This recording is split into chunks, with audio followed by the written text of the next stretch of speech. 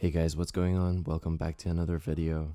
And I know this looks really different from what I normally do.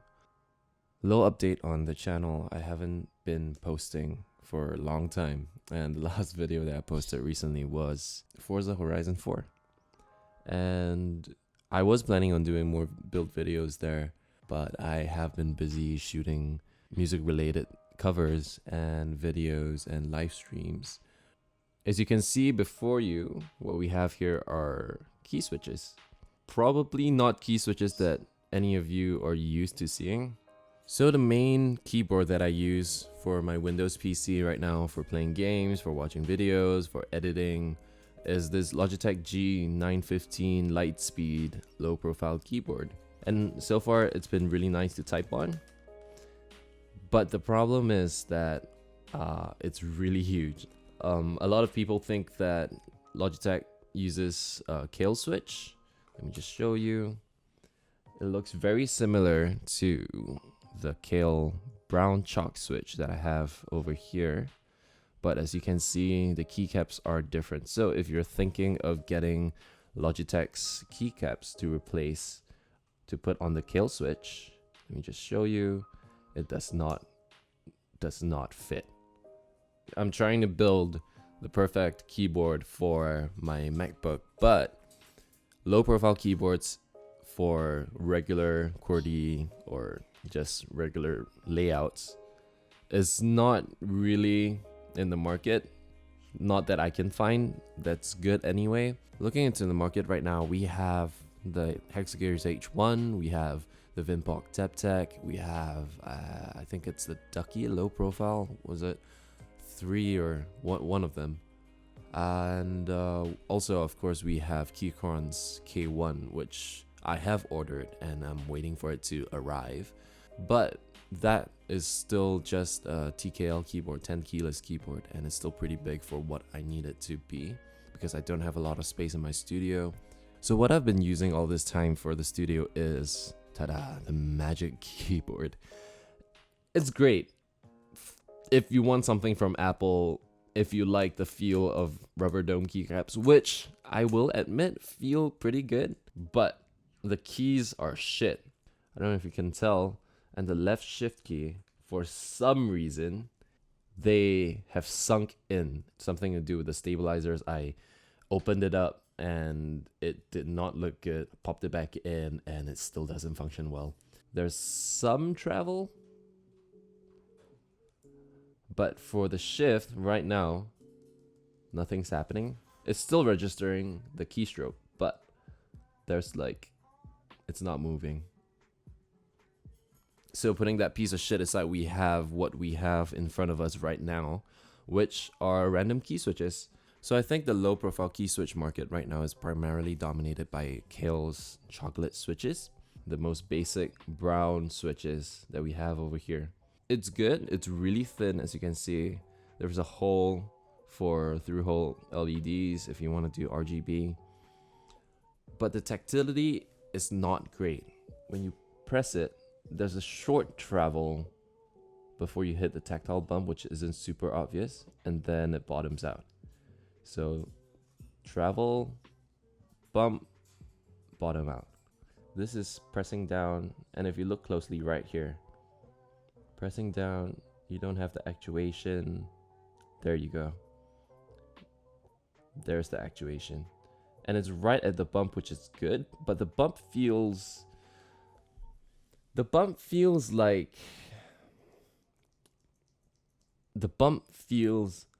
a long, drawn out diarrhea. It does not feel sharp. It does not feel tactile. It just feels like a little, oh, there we go.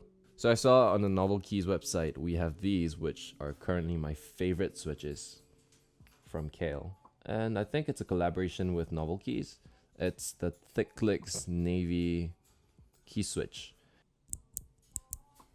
It's a really nice, heavy, clicky switch.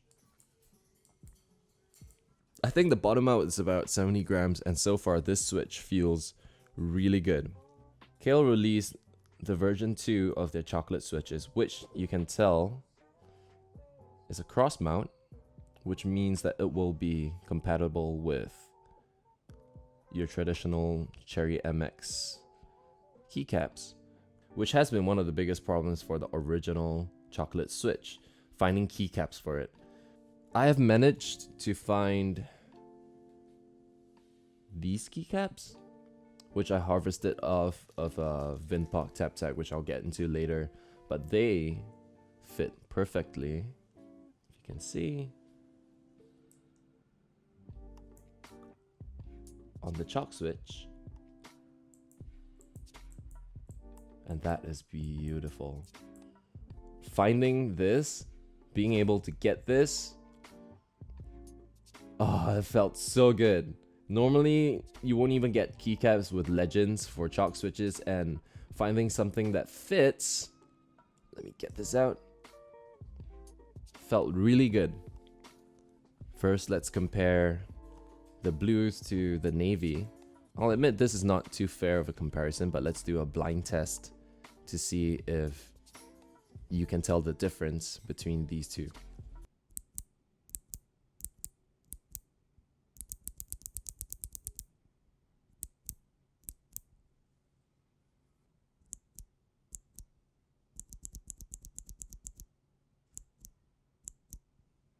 So if you can't tell the difference, the first one was the navy and the second one was the blue.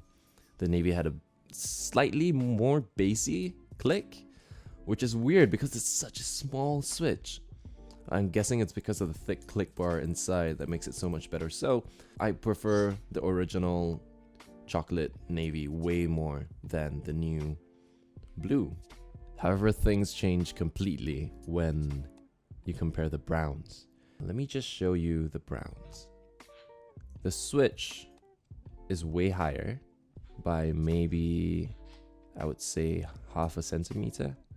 So let me do a blind sound test for both of these switches.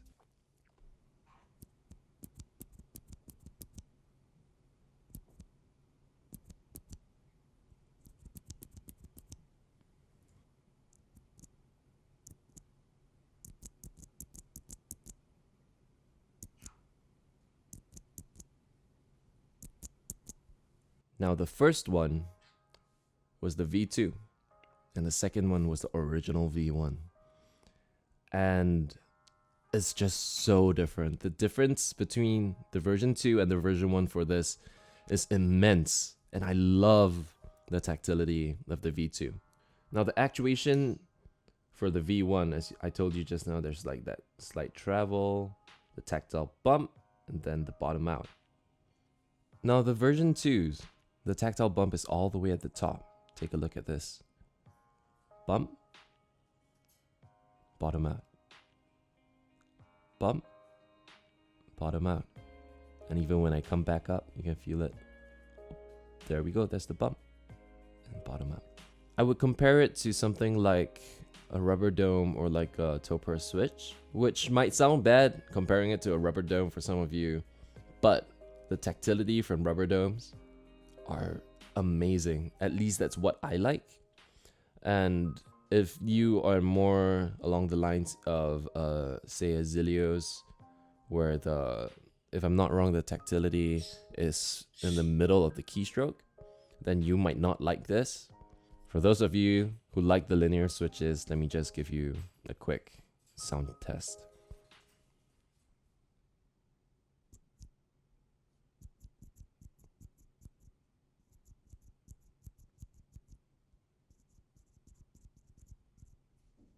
Now these came straight from the factory, it's not lube, so if you're thinking about getting these, take that in mind. You'll have to take all of these apart and lube them up.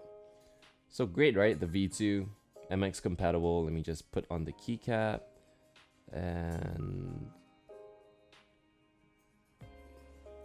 yeah, see?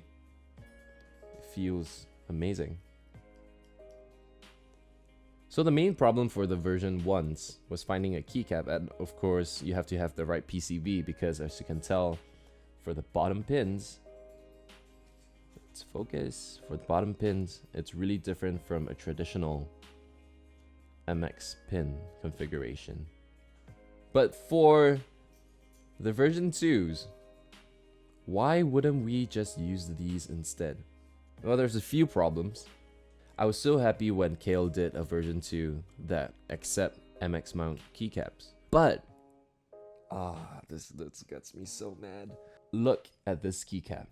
This is just a normal keycap set from the numpad that wasn't in use. It's an OEM profile. And look at this. All right, side view. Bottoming out. Can you see that? Let me do it again. Bottoming out. Do you see? It goes, the keycap goes past this line. That means we will not be able to plate mount these switches while still being able to use regular MX style keycaps, which I think is the whole point of using fucking MX style mount. Okay. Anyway, the second problem, if you look here, comparing the original pin mounts with the new ones, you will notice that we have an extra pin, which isn't an issue because this is the extra pin. And from what I can see, it does not seem to be connected to anything that affects the actuation, which is all right here. What I'm guessing this pin is for is probably for ease of connecting LEDs, and that does not affect us, so we can just remove it. So all's good, right? We have the right pin configuration. This should fit like the old Kailh hot swap sockets for the chocolate. But no, they had to make this a thick boy. Look at the center pins. What the heck is that? Gonna be a huge problem finding PCBs with mounts that will fit for these. So these are the version 2s. And even though I really like the tactile feedback for the browns and how they can be compatible with MX style keycaps, I think we will have to wait and see what people or manufacturers do. So I'm gonna be starting a keyboard building series where I go through building a low profile keyboard, which has been a pain in the ass. It is not fun. So in the next video, I'll be showing you what I've decided to do and why I have gotten these switches and how am I gonna be putting them into a board. So stay tuned to the next video. I'll show you what we're gonna be doing with these, and see you next time.